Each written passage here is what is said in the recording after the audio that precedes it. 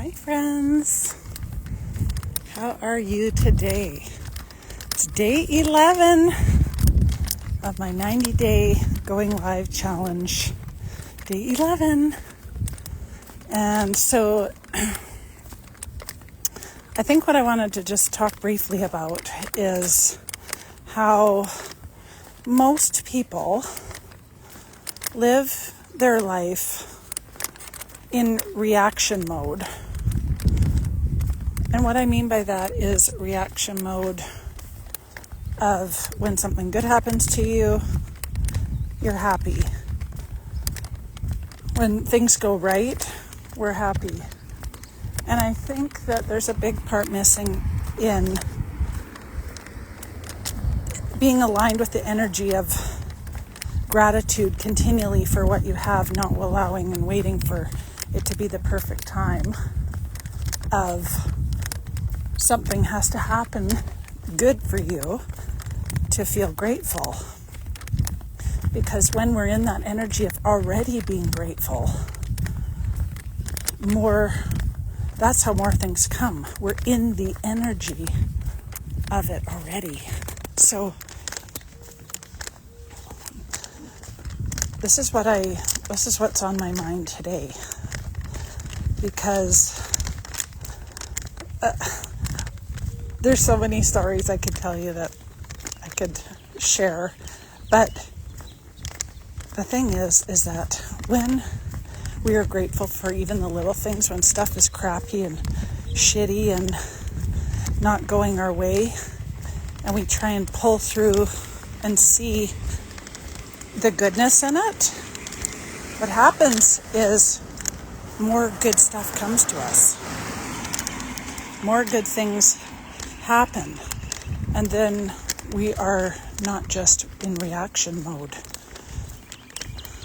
The other part of that is when we're in reaction mode and only grateful for things in our life, even the little things when things are going good and not when things are hard, it's hard to gain the wisdom and the knowledge and pull all the golden nuggets out of what's happening. And it affects the way that we respond and react as well. How many times have you said something that you wished you could take back? How many times have you regretted saying something to somebody and went, oh, man, I should have just waited a few minutes. Hey, Shelly-Ann, how are you? Good morning to you. Hi, back to yourself. I didn't know anyone was watching it.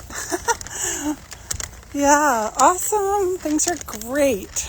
That's what I'm talking about today, is being grateful for all the small stuff, even the crappy stuff. And then as we do that, we align into the energy of receiving more and receiving good stuff and more of that, rather than only being happy when things are going right.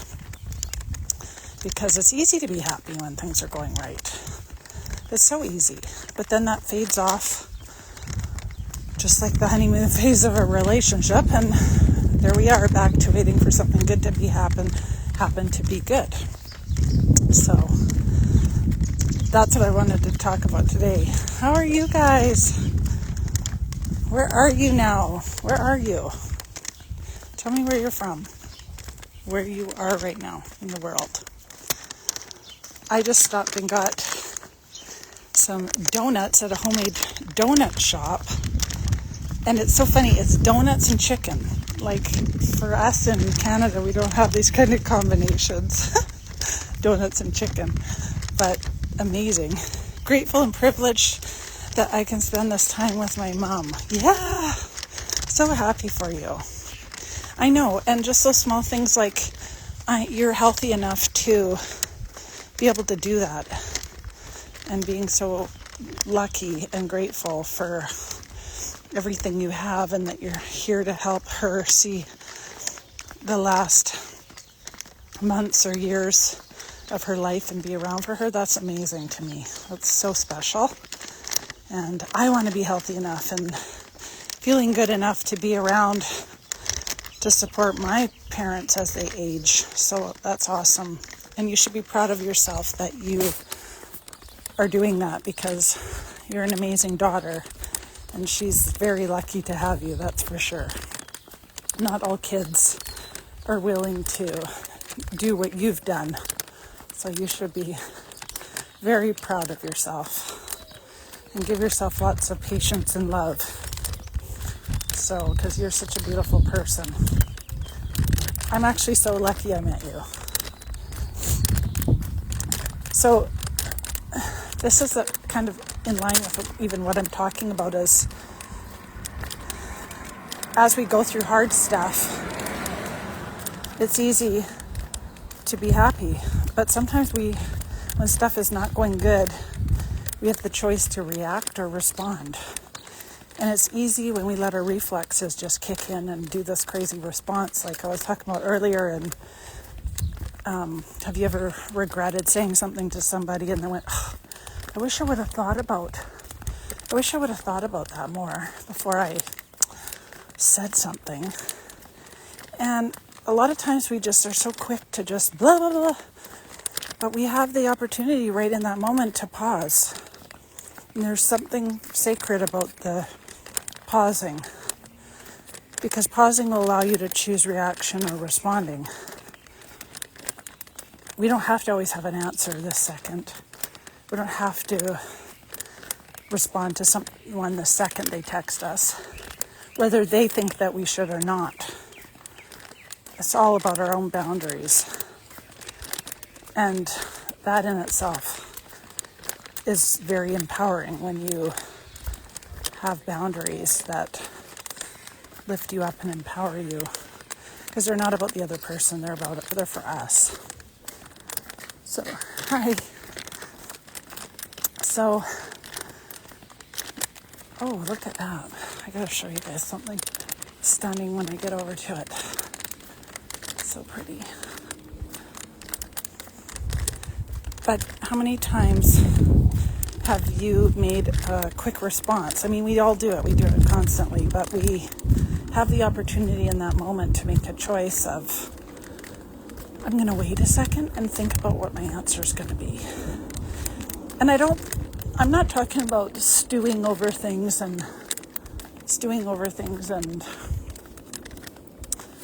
trying to figure everything out and have the perfect answer. That's not what I mean. I mean, giving yourself the opportunity to really respond in a kind and respectful way that you'll be proud of. Because I did another video before on integrity, and a lot of times what blows our integrity is quick responses and living in reaction mode and replying to people in a reactive state instead of like a grounded, calm state. And sometimes it's hard to be in that mode, but we have to get ourselves in that mode. So you're allowed to take your time before you make big decisions. You have permission. You don't need permission from anybody to respond at your own convenience. It's so funny because we always think, oh, that person didn't respond to us right away, especially if we're on texting. Texting is like one of those things where we think everybody should answer us immediately. Do you have people in your life that are like that? I know I do. Well, you didn't answer. Yeah, because I don't have the answer yet. And sometimes I'll answer and say that. I won't have the answer yet, but I'll let you know. But we live in such a society of like instant gratification, instant. Well, hurry up. This person has to answer. But I don't know where we got this whole thing from. I guess it's fast food, fast everything, fast responses, hurry up. And I don't think that that's always necessary or the best thing, because those are the times when we say something that we later wish we didn't say. Or said yes to something we really didn't want to do. So many different things. So anyway, you have the opportunity to make a decision to respond or react to situations. And it's totally up to us how we choose to do that. So I just wanted to put it in your mind today on day 11 that we have the opportunity to take that sacred pause and just react in a way that we'll be proud of, react in a way that with integrity, react in a way that's kind, and respond on our own time, having our own boundaries. And all of this, we think we're not allowed to do, but we do. We put these own rules and expectations sometimes on ourselves. And a lot of times other people put them on us, but so many times they're self-inflicted. So you do you. But I just, in line with the video on day, I can't remember what day it was, 5 or 6, that I talked deeply about integrity. I think it was like an hour. It's so important that we allow ourselves to make mistakes and be okay and not have shame and guilt about things and just move forward from that place that we wanted to make and start. Every day can be fresh. Every day we can start again. Every moment is a new start. So allow yourself that. If you haven't been talking to people or reacting to people in a way that you're proud of, start fresh. Just be like, that's not me anymore. That's not how I want to be seen. That's not how I want to see myself. And I want to be proud of my behavior and my choices as much as I can. And so give yourself that break. You are awesome. Have a beautiful day. I got to run. Me too. Ditto. So that's day 11. Hope you guys have a wonderful day. And I'll see you tomorrow for day 12.